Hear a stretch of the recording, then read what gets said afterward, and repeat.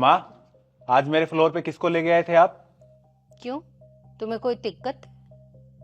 और तुम्हें कैसे पता चला? अगर आप कुछ बताओगे नहीं तो क्या मुझे पता नहीं चलेगा? तुम्हें कैसे नहीं पता चलेगा? जब मेरा नहीं किया हुआ तुम्हें बताया जाता है, फिर आज तो मैंने किया है, वो तो तुम्हें बताया ही गया होगा। ये सब छोड़िए, आप ये बताइए कौन थे वो लोग और मेरे फ्लोर को क्यों दिखा रहे थे आप? मैं नीचे का फ्लोर किराए पर दे रही हूँ, और क्यों दे रही हूँ ये तुम्हें बताने की कोई जरूरत नहीं है, क्योंकि तुम तो शायद खुद ही ज्यादा समझदार हो। पर आपको अच्छे से पता है ना, नीचे वाले फ्लोर पे हम रहते हैं, आप उसको किराए पे कैसे दे सकती हैं? आपकी मर्जी नहीं चलेगी माँ। क्यों नहीं चलेगी मेरी मर्जी? ये घर मेरा है, मैं जो चाहे वो कर सकती हूँ। अरे कमाऊं पूत के होते हुए माँ बाप को हर चीज के लिए तरसना पड़े, इससे ज्यादा शर्म की बात कोई हो सकती है? तुम दोनों अपना सामान उठाओ और कोई नया ठिकाना ढूंढो। लोग सोचते हैं बच्चे बड़े हो जाएंगे तो बुढ़ापा अच्छा निकलेगा, लेकिन उन्हें क्या पता कि उनका बुढ़ापा सुधरने के बजाय बिगड़ जाएगा। ये घर मेरा है, मैं जो चाहे वो कर सकती हूँ, देखती हूँ मुझे कौन रोकता है। अरे माँ, आप ये कैसी बातें कर रहे हो अपने बेटे से? बेटा? कौन बेटा? किसका बेटा? माँ जैसा सम्मान देते हो मुझे? ये रिश्ता बहुत पहले टूट चुका है संजू। बहुत पहले? कब? अच्छा, भूल गए? सूखी रोटी चबाने में बड़ी समस्या होती है, दांतों से कटती नहीं है। बहू, बेटा ये ठंडी और सूखी रोटी चबाने में बड़ी समस्या होती है, क्या एक रोटी गरम बना दोगी? नहीं चबाई जाती तो मैं क्या करूं? बोल दिया करो ना इनको, सारा दिन घर में बैठे बैठे करती भी क्या है, बना देंगे आपके लिए गरम गरम रोटियां।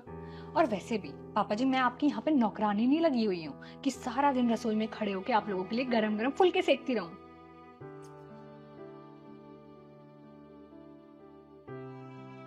जो जो बोला सब लेके आना, भूल मत जाना, ठीक है? बेटा, मेरी ये महीने भर की दवाई लेता आई हो। जब देखो कोई ना कोई बीमारी लगी ही रहती है। ऐसे क्या पेड़ पर उगते हैं, हिलाओगे और नीचे गिर जाएंगे? और तुम क्या खड़े हो, जाओ, लेट हो जाओगे, चलो।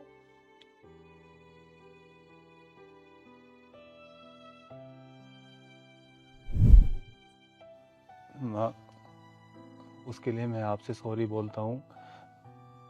आप देखिए ना, अपना घर होते हुए आपका बेटा आपकी बहू ऐसे रोड पे घूमेंगे, धक्के खाएंगे, आपको अच्छा लगेगा? किसका घर? ये घर मेरा है, कुछ नहीं है तुम्हारा यहाँ पर। और अभी थोड़ी देर पहले तुम दोनों तो मुझे खाने को हो रहे थे, अब क्या हुआ? निकल गई है कड़ी? घर से जाने को बोला तो निकल गई? मम्मी जी, हमें माफ कर दीजिए, हमसे गलती हो गई, हम आगे से ऐसा कभी भी नहीं करेंगे। हम आपके ही तो बच्चे हैं। देखो, अब ये मगरमच्छ के आंसू बहाने का कोई फायदा नहीं है। तुम दोनों जहां जाना चाहो जाओ, और 4-5 दिन में मुझे ये घर खाली चाहिए, क्योंकि अगले हफ्ते किराएदार आ रहा है और ये मेरा आखिरी फैसला है। पापा, आप कुछ क्यों नहीं बोलते? देखिए ना माँ क्या बोले जा रही है। बेटा, घर छोड़ने के नाम पर तुझे सारे रिश्ते याद आने लगे। वहीं बहू जब मां को तड़ातड़ जवाब देती है, मुझसे बदतमीजी करती है, और मैं जब कुछ कह दूं तो मुझे भी 4 बातें सुना देती है, तब तुम्हारे इसी मुंह पर ताला क्यों लग जाता है? मैंने जरा सा ये कह दिया कि ठंडी रोटी मुझसे नहीं चबाई जाती है, तो उसने कितनी बदतमीजी से तुम्हारी मां को बोल दिया रोटी बनाने के लिए। कुछ शर्म बची है इसमें या नहीं है? हर इंसान को जब औलाद होती है तो वो अपनी औलाद के बचपने पर अपनी जवानी कुर्बान कर देता है, इस उम्मीद में कि बुढ़ापे में वो औलाद सुकून से 2 रोटी गर्म उसको खिलाएगी। पर अफसोस, हम दोनों की किस्मत में तो ये भी नहीं लिखी है।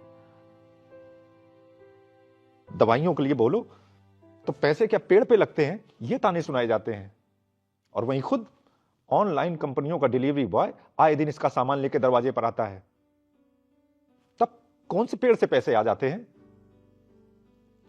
अरे तुझे क्या पता कि हम दोनों कितना रोते हैं, और शायद शायद इतना रोने से ही अंदर से इतना मजबूत हो गए हैं कि आज हमने ये फैसला लिया है। और आज जो कुछ भी हो रहा है इसके जिम्मेदार तुम खुद हो। बेटा, वो टाइम चला गया जब बच्चे माँ बाप पर ज्यादतियां करते थे और माँ बाप भी उनकी ज्यादतियां सहते हुए दम तोड़ देने को विवश हो जाते थे।